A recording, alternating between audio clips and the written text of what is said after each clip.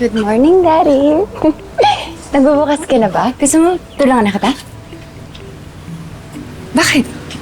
Andiyan yung karebal ko? Di ba sinabi ko naman sa'yo, huwag mo na akong guguluhin? Ano ba, bitawan mo nga ako? Pag hindi ka tumigil sa kakaganyan mo sa akin, sisigaw ako. Erika!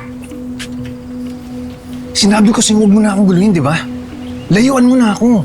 Ayoko masira yung pamilya ko. 2 beses na kita pinagbigyan, ngayon mo talaga ako itataboy. Eh, sinabi mo kasi, di ba?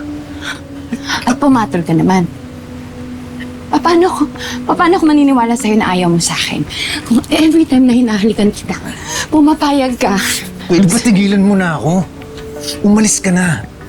Dahil kapag hindi ka umalis, masasaktan pa kita eh. Sasaktan mo ako? Sige, saktan mo ako. Gagantihan kita. O di gumanti ka. Hindi ko pa rin iiwan ng pamilya ko. Para lang sa'yo. Tandaan mo yan. Bibigyan kita ng 2 araw. Babawiin mo yung sinabi mo sa akin at babalik ka sa akin. Pag hindi mo ginawa yun, Ano? pagsisisihan mo. 2 araw? 2 araw. Gusto mo gawin pong 1 araw eh. Dahil alam ko na sagot ko, hindi mangyayari yun. Lumayas ka na. Umalis ka na dito. Layas! Hayop ka. Umalis ka na! Hayop ka. Pagsisisihan mo ang ginawa mo sa akin.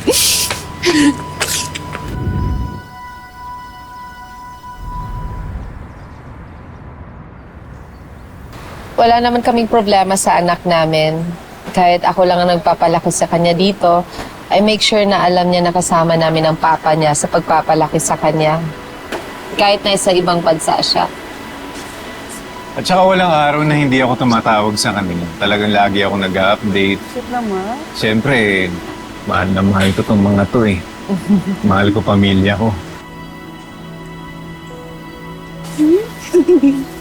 Inggit nga kami kasi kahit din si Erika, may time niya sa anak niya. Di ba?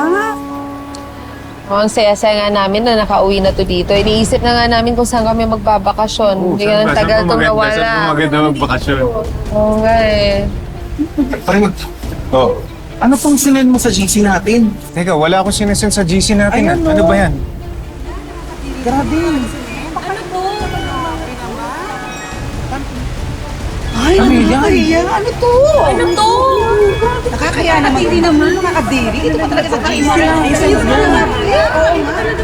Ay, madam, bigyan mo na action to, ha? Nakakaya ko. Nakita na mga